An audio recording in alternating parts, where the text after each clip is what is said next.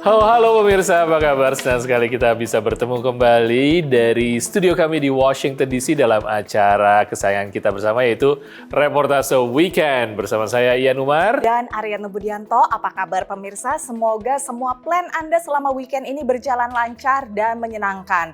Buat saya sendiri Ian, weekend ini aku agak deg-degan. Oh, kenapa? Karena mulai adalah itu ya, makhluk-makhluk bermunculan, bukan makhluk halus sih pemirsa ya. Ini sangat kasat mata, yaitu serangga. Aku agak geli soalnya sama serangga. Oh, saya tahu ini namanya serangganya adalah tonggeret kalau bahasa Indonesianya. Kalau di sini namanya Cicadas. Ya, dan di beberapa daerah di Indonesia juga ada nama lainnya itu garengpun. Garengpung ya. Ya, dan dia tuh juga kayaknya suaranya nyaring sekali ya. Betul, lah itu kalau misalnya bunyi malam-malam udah dijamin agak susah tidurnya. Ya, dan itu menjadi salah satu liputan yang menarik yang akan kami sampaikan, antara lain seperti ini. Triliunan tonggeret yang mengubur diri di bawah tanah selama 13 atau 17 tahun kini mulai naik ke permukaan di Amerika kawasan Barat Tengah atau Midwest dan Tenggara alias Southwest akan menjadi saksi fenomena alam langka ini. Beberapa tahun terakhir terjadi lonjakan permintaan jasa mengantar makanan di Amerika yang kemudian di sejumlah kota didominasi pengantar makanan dengan kendaraan roda 2. Tapi bersama dengan lonjakan antar makanan oleh ojek online ini, naik pula keluhan warga. Membesarkan anak di Amerika punya banyak tantangan, tak hanya tugas ibu, tapi juga ayah. Tak terkecuali bagi Wiwit Cahyana, diaspora Indonesia di Fairfax, Virginia, yang memiliki 2 putra dengan kebutuhan yang berbeda. Peran ayah yang besar ini juga dirayakan di Amerika pada Hari Ayah setiap bulan Juni.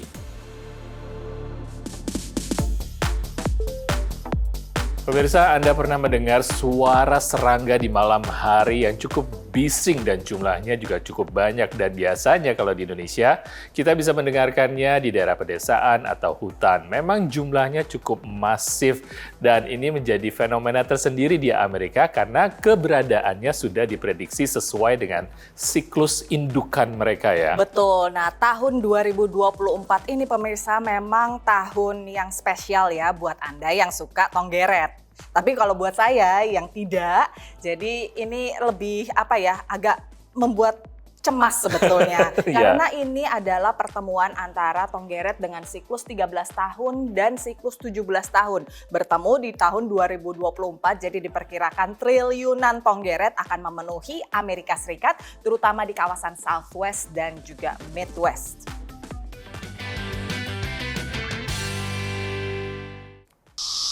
Setelah berada di bawah tanah selama 13 atau 17 tahun, tonggeret yang di Amerika disebut cicada muncul ketika suhu tanah mencapai sekitar 17 derajat Celcius.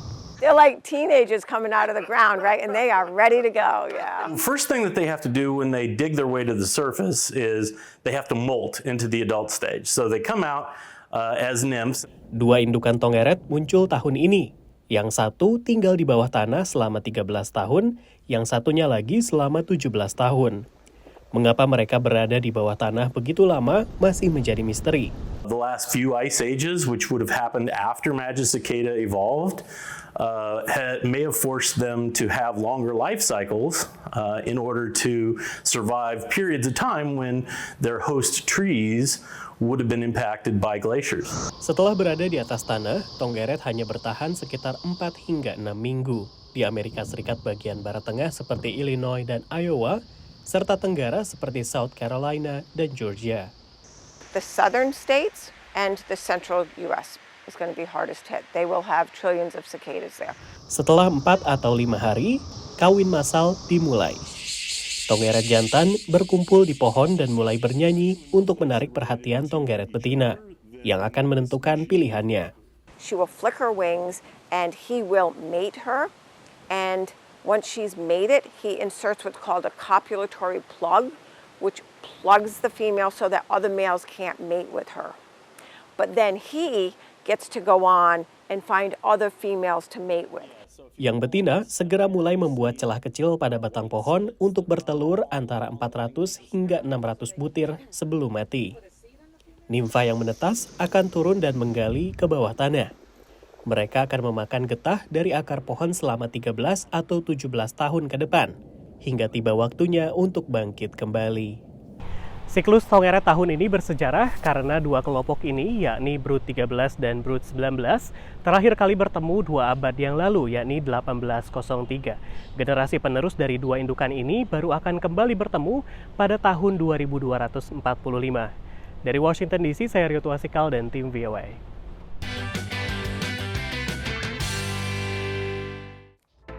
Munculnya tonggeret ini memang identik dengan berbagai macam mitos pemirsa. Misalnya kalau di Indonesia ya, di Jawa dibilang garengpung, ini kemunculannya menandakan bahwa ia mengakhiri musim hujan dan mengawali musim kemarau. Kira-kira kalau misalnya di Amerika begitu juga apa enggak ya? Kayaknya tidak ada mitos, tapi tonggeret ini ditemui juga pada tahun 2021, jumlahnya cukup masif. Waktu itu ada di wilayah Maryland dan juga Virginia dan juga wilayah Washington DC. Ya. Ini adalah indukan X atau indukan ke-10 ya. Dan mereka bahkan menjadi fenomena tersendiri karena jumlahnya banyak. Chef-chef lokal di sini banyak menggunakan tonggeret sebagai bagian dari menu mereka di restoran. Dan itu yang dilakukan di sini pemirsa untuk tonggeret. Oke, masih banyak cerita-cerita lainnya yang akan kami sampaikan di Reportase Weekend.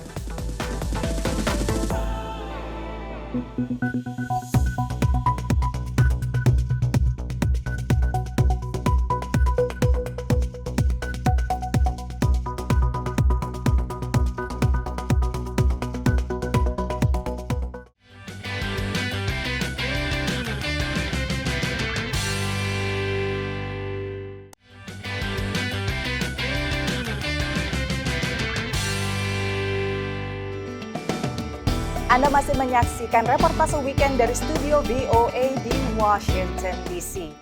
Nah pemirsa, pasti banyak di antara Anda atau mungkin hampir semua telah memesan makanan dan juga minuman lewat ojol. Aplikasi ojol ini semakin mudah untuk diakses orang-orang dan ini juga terjadi di Amerika pemirsa. Semakin banyak warga Amerika menggunakan aplikasi untuk mengirimkan makanan atau memesan makanan dengan kendaraan roda 2. Nah, ini fenomena yang menarik ya. Tren ini semakin bertambah, semakin banyak dan semakin banyak digunakan di kota-kota besar di Amerika.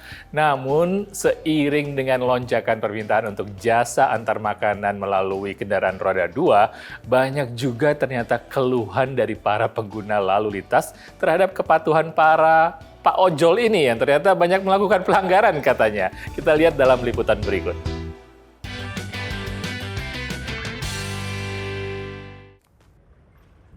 Di New York, William Medina bekerja sebagai pengantar makanan. Permintaan untuk jasa pengantaran seperti yang ditawarkan oleh William meningkat sejak pandemi COVID dan tak juga mereda begitu darurat pandemi berakhir. Bahkan tuntutan bagi sopir ojek online justru meningkat.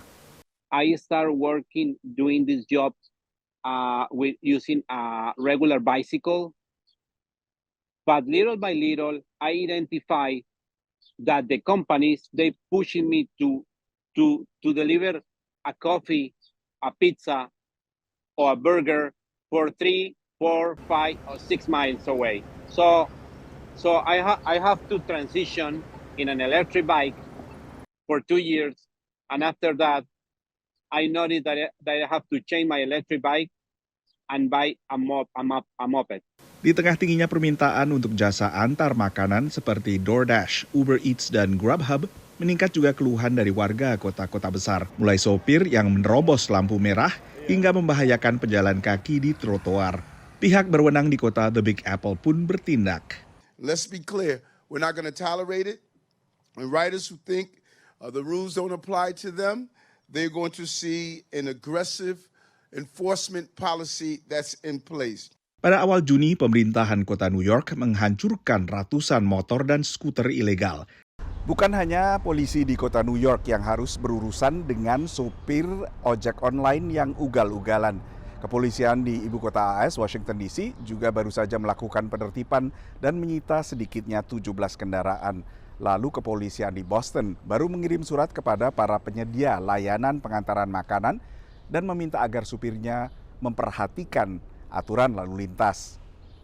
Merespons surat ini, Uber mengatakan bahwa perusahaan ini terus mengutamakan faktor keselamatan. Sementara DoorDash mengatakan mayoritas sopirnya taat hukum. Grubhub juga mengatakan memandang serius faktor keselamatan. The reason that scooter drivers and moped drivers have come to the attention of the police in Boston is because their volume has increased consequent to the increase in demand for eating a meal anytime, anywhere from your favorite restaurant delivered to you in a short amount of time. We're at a moment which clearly calls for greater regulation and some creative thinking around how you can make a company that employs people at a distance using a specific kind of digital technology inculcate specific safety standards in those individuals. Guna mengurangi insiden di jalan dan trotoar, Pemda Boston mengirim selebaran ke restoran dan para sopir ojol agar pengantar makanan mematuhi peraturan lalu lintas. Dari Washington DC, Nova Purwadi dan tim VOA.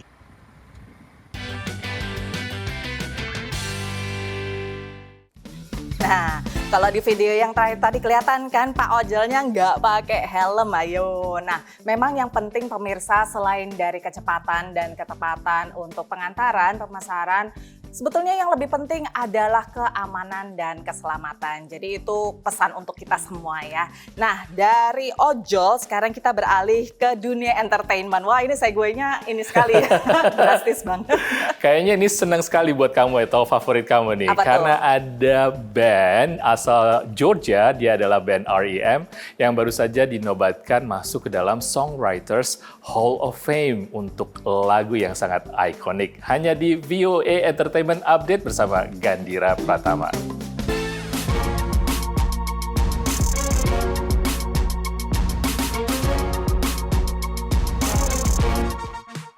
Hey guys, welcome to VOA Entertainment Update, your one-stop shop for everything pop. Guys, ada berita menarik dari Hollywood. Aktris kawakan Jessica Alba membintangi film action Netflix baru. Dan menariknya, sutradaranya orang Indonesia loh. I don't think his death was an accident. Parker, stay out of it. Sinias Indonesia dan satu-satunya sutradara perempuan yang tidak hanya satu kali namun 2 kali merebut penghargaan Citra Awards untuk kategori sutradara terbaik, Molly Surya, bekerja sama dengan bintang Hollywood Jessica Alba untuk film action Netflix Trigger Warning. Film ini bercerita mengenai seseorang tentara yang berusaha mengungkap kasus konspirasi terkait kematian ayahnya. Menurut Netflix di situs Tudum, walaupun Jessica Alba sudah lama tidak berakting dalam adegan laga yang intens, dia tetap sukses bekerja sama dengan Molly serta tim koreografer dalam beradu seni bela diri tarung pisau Indonesia yang memerlukan pemikiran dan gerakan super cepat. Molly juga mengaku bahwa awalnya dia merasa gugup bekerja sama dengan salah satu aktris pujaannya. Tetapi, katanya dia sangat menghargai kejujuran dan opini Jessica Alba saat syuting film ini. Oke, sekarang kita ke dunia musik di mana ada ajang Songwriters Hall of Fame dan ada sebuah performance dari band legendaris loh. Untuk pertama kalinya sejak 15 tahun yang lalu, alternative rock band R.E.M. tampil bersama lagi di ajang penghargaan Songwriters Hall of Fame membawakan lagu populernya Losing My Religion. Mereka adalah salah satu grup band yang dinobatkan masuk dalam daftar Hall of Fame bersama rock band Steely Dan, penyanyi hip-hop dan R&B SZA, serta country singer Hillary Lindsey. The main thing that we do is write songs, so this is a really incredible honor for us as songwriters, as musicians. Well, when you write good songs, they have an emotional connection to people, and music is one of the things that stays with you your whole life. Ada juga penampilan-penampilan lainnya seperti produser dan rapper Timbaland yang juga terpilih sebagai Songwriters Hall of Fame 2024.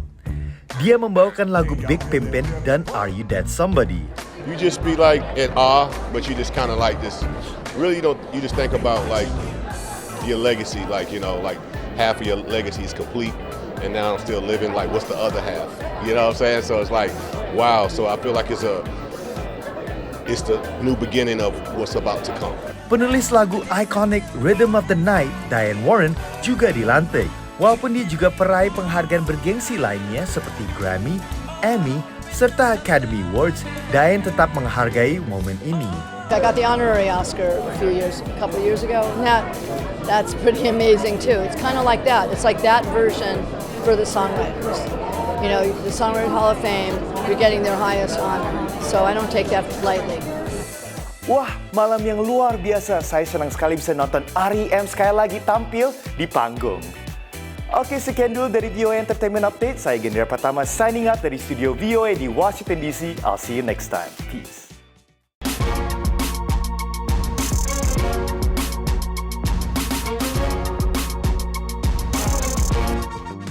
Wow, keren banget ya lagu iconic Losing My Religion ini waktu keluarnya tahun 1991 ya. Betul. Langsung jadi hit sedunia dan juga wah pokoknya video klipnya juga keren banget dari artistiknya, eksentrik dari frame ke frame pindahannya bagus banget ya. Betul, maka dari itu memenangkan 3 Grammy antara lain Best Duo Performance dan juga Best Alternative Album ya. Dan ini memang lagunya iconic sekali ya pemirsa. Untuk album itu ada Man on the Moon juga, terus ada Everybody Hurts gitu.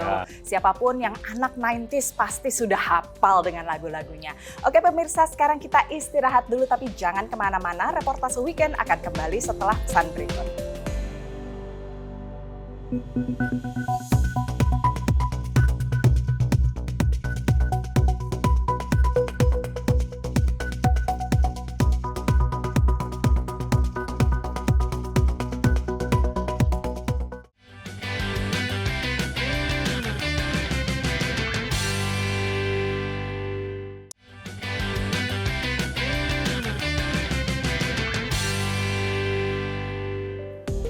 Pemirsa, Anda masih bersama Reportase Weekend.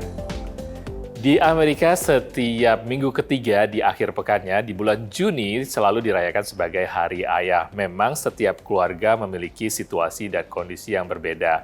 Dan peran ayah cukup esensial di sini untuk membesarkan anaknya. Dan ini juga dialami seorang diaspora Indonesia, seorang ayah yang tinggal di Amerika dan dia memiliki 2 putra ya. Betul. Nah, kalau di Amerika sendiri pemirsa, memang peran ayah atau ibu itu nggak terlalu ada perbedaan ya. Jadi seorang ayah pun sangat berperan dalam membesarkan anak-anaknya setiap hari ya dengan berbagai pekerjaan ya. Tapi ini ada sebuah tantangan tersendiri tentunya bagi household atau rumah tangga yang punya situasi berbeda-beda. Nah, kita akan mengikuti pengalaman dari Wiwit Cahyana yang membesarkan 2 putra di Amerika.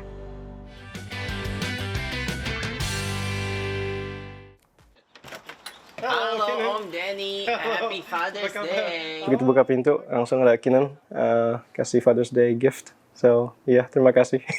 Kehadiran Kinan Cahyana menjadi kejutan manis bagi Denny Halim, ayah sepasang putra dan putri yang tinggal di Fairfax, Virginia. Helping my dad with his work, I like to meet some clients. Denny yang memiliki bisnis properti adalah salah satu klien ayah Kinan, Wiwit Cahyana, yang berprofesi sebagai agen real estate atau realtor. Wiwit memang kerap melibatkan kedua putranya, Kinan 23 tahun dan Darren 19, dalam membina hubungan dengan klien-kliennya di Washington DC area. Kita expect bahwa anak-anak bisa ngebantu dalam kapasitas mereka sebanyak yang mereka bisa kerjakan. Kita pikir bahwa efeknya positif kepada mereka. Jadi mereka nggak cuma ngerjain sekolah aja, tapi mereka juga ada ikatan di keluarga. Tahun ini, Wiwit memberikan peran khusus bagi Kinan untuk mengunjungi para klien, membagikan hadiah Hari Ayah yang di Amerika dirayakan pada hari Minggu ketiga bulan Juni. Di negara ini semakin lama semakin terbuka ya, lebih banyak recognition untuk anak-anak yang punya special needs. Kemudian dari segi komunitas di sini lebih terbuka ya. Lebih banyak bisa mengerti, bisa menerima, but it's still a work in progress. Tapi di Amerika ini kita juga belajar bahwa sosok ayah juga seseorang yang membantu membangun karakter anak-anak. Jadi nggak cuma dari ibu, tapi juga dari ayah. Klien-klien Wiwit pun senang menerima hadiah Hari Ayah dari Kinan. Keluarga Pangaribuan yang tinggal di Centerville, Virginia, termasuk yang dikunjunginya. Kinan ini punya tempat spesial buat saya ya. Jadi saya senang kalau dia visit ke rumah kami di sini. Ada beberapa kali dia bikin surprise dan kami sangat happy kalau saat-saat dia visit ke kami. Ada satu yang saya selalu impress ya buat si Kenan ya. Dia ini selalu senyum, nggak pernah cemberut. Bahkan bagi Azevedo Evantanto, diaspora muda Indonesia yang belum lama berkeluarga, Wiwit beserta istri dan kedua putra adalah panutannya. Yeah, anak-anak Mas Wiwit, yes, I am a big fan of his kids. Seeing them grow up with me and along has been very rewarding.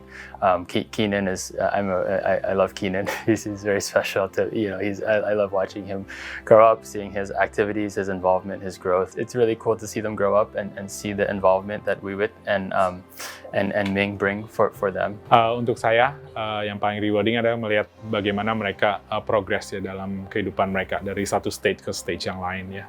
Tiap anak itu beda. The most important thing is to compete with yourself. Do something that your tomorrow self will be thankful to you. Sebagai ayah, kerja keras Wiwit membangun kemandirian dan masa depan bagi kedua putranya amat dihargai Darren dan Keenan. I love you. You are the best dad in the world, and I wouldn't have any other father. Thank you for all my help with my college work. Dari Fairfax dan Centerville, Virginia, Dania Iman, Nia Iman Santoso, VOA.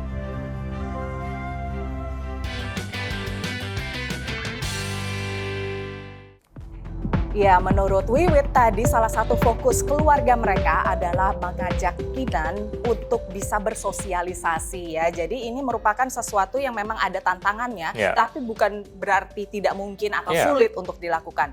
Berikut tadi adalah contohnya ya. Iya, dan juga sebagai tradisi di Amerika untuk Hari Ayah biasanya para ayah nih santai-santai, me time ataupun juga nonton olahraga, sport, dapat kado atau piknik dan juga barbecue biasanya. Oke pemirsa, senang sekali kami telah menemani Anda di akhir pekan ini dengan cerita-cerita tadi dan saatnya buat kami untuk berpisah. Saya Ian Umar dan Aryatna Budianto. Kami tidak lupa mengundang Anda untuk berpartisipasi di media sosial kami dengan handle VOA Indonesia. Sampai ketemu lagi minggu depan. Stay safe and stay healthy. Dadah!